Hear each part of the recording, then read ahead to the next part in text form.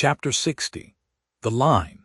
With reference to the whaling scene shortly to be described, as well as for the better understanding of all similar scenes elsewhere presented, I have here to speak of the magical, sometimes horrible whale line. The line originally used in the fishery was of the best hemp, slightly vapored with tar, not impregnated with it, as in the case of ordinary ropes. For while tar, as ordinarily used, makes the hemp more pliable to the rope maker, and also renders the rope itself more convenient to the sailor for common ship use. Yet not only would the ordinary quantity too much stiffen the whale line for the close coiling to which it must be subjected, but as most seamen are beginning to learn, tar in general by no means adds to the rope's durability or strength, however much it may give it compactness and gloss. Of late years, the Manila rope has in the American fishery almost entirely superseded hemp as a material for whale lines. For, though not so durable as hemp, it is stronger and far more soft and elastic. And I will add, since there is an aesthetics in all things, is much more handsome and becoming to the boat than hemp. Hemp is a dusky, dark fellow, a sort of Indian, but Manila is as a golden-haired Circassian to behold. The whale line is only 2/3 of an inch in thickness.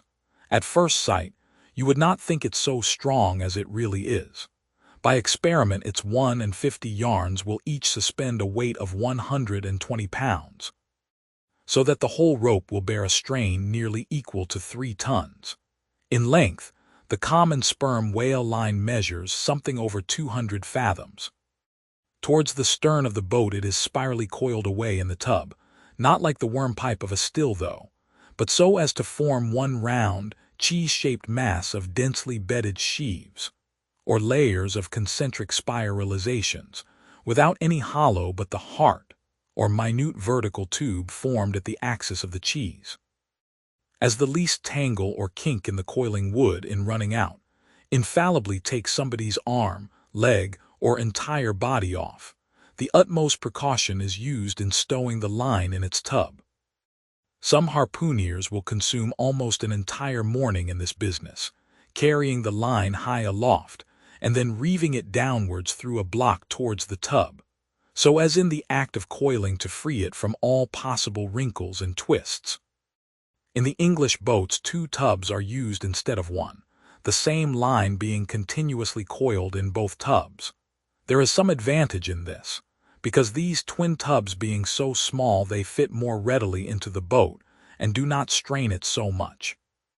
Whereas the American tub, nearly 3 feet in diameter and of proportionate depth, makes a rather bulky freight for a craft whose planks are but 1/2 inch in thickness. For the bottom of the whale boat is like critical ice, which will bear up a considerable distributed weight, but not very much of a concentrated one.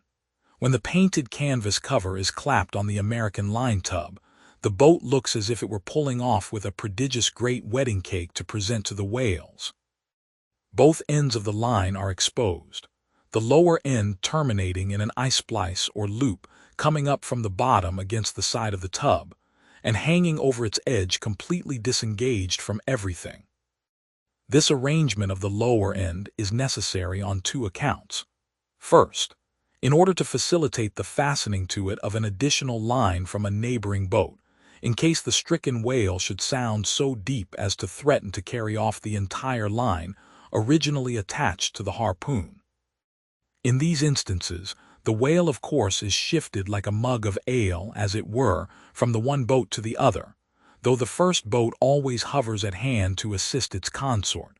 Second, this arrangement is indispensable for common safety's sake, for were the lower end of the line in any way attached to the boat, and were the whale then to run the line out to the end almost in a single, smoking minute as he sometimes does, he would not stop there, for the doomed boat would infallibly be dragged down after him into the profundity of the sea. And in that case, no town crier would ever find her again. Before lowering the boat for the chase, the upper end of the line is taken aft from the tub, and passing round the loggerhead there, is again carried forward the entire length of the boat, resting crosswise upon the loom or handle of every man's oar, so that it jogs against his wrist in rowing, and also passing between the men, as they alternately sit at the opposite gunwales, to the leaded chocks or grooves in the extreme pointed prow of the boat, where a wooden pin or skewer the size of a common quill prevents it from slipping out. From the chocks it hangs in a slight festoon over the bows, and is then passed inside the boat again, and some 10 or 20 fathoms, called box line, being coiled upon the box in the bows, it continues its way to the gunwale still a little further aft, and is then attached to the short warp, the rope which is immediately connected with the harpoon. But previous to that connection, the short warp goes through sundry mystifications too tedious to detail. Thus the whale line folds the whole boat in its complicated coils, twisting and writhing around it in almost every direction. All the oarsmen are involved in its perilous contortions, so that to the timid eye of the lanceman they seem as Indian jugglers, with the deadliest snakes sportively festooning their limbs. Nor can any son of mortal woman, for the first time, seat himself amid those hempen intricacies, and while straining his utmost at the oar, bethink him that at any unknown instant the harpoon may be darted, and all these horrible contortions be put in play like ringed lightnings. He cannot be thus circumstanced without a shudder that makes the very marrow in his bones to quiver in him like a shaken jelly. Yet habit, strange thing, what cannot habit accomplish? Gayer sallies, more merry mirth, better jokes, and brighter repartees you never heard over your mahogany than you will hear over the half-inch white cedar of the whale-boat, when thus hung in hangman's nooses. And like the 6 burghers of Calais before King Edward, the 6 men composing the crew pull into the jaws of death, with a halter around every neck, as you may say. Perhaps a very little thought will now enable you to account for those repeated whaling disasters, some few of which are casually chronicled, of this man or that man being taken out of the boat by the line and lost. For when the line is darting out, to be seated then in the boat is like being seated in the midst of the manifold whizzings of a steam engine in full play, when every flying beam and shaft and wheel is grazing you. It is worse. For you cannot sit motionless in the heart of these perils, because the boat is rocking like a cradle, and you are pitched one way and the other, without the slightest warning. And only by a certain self-adjusting buoyancy and simultaneousness of volition and action can you escape being made a maze of, and run away with where the all-seeing sun himself could never pierce you out.